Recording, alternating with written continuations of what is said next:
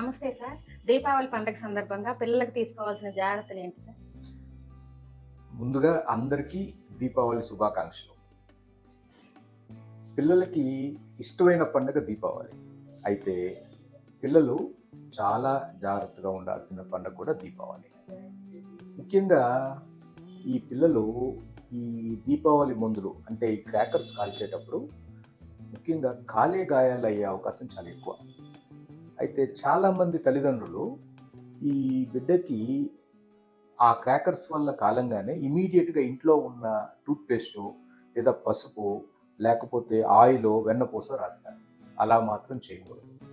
రెండోది, పిల్లలు వాళ్ళు ఈ కాటన్ దుస్తులు ధరించాలి. కాటన్ దుస్తులు చాలా మంచి. నైలాన్ కానీ సింథటిక్ దుస్తుల వల్ల ఇమీడియట్గా ఫైర్ స్ప్రెడ్ అయ్యి ఈ గాయాలు ఎక్కువయ్యే అవకాశం ఉంది. ఒకవేళ పొరపాటున కనుక కాలితే ఇమీడియట్గా ఇంట్లో ఉన్న రన్నింగ్ ట్యాప్ వాటర్లో ఆ కాలిన గాయాన్ని ప్రదేశాన్ని క్లీన్ చేసి ఇంట్లో ఉన్న మంచి కర్చీఫ్ లాంటిది ఒకటి చుట్టుకోవాల్సి ఉంటుంది.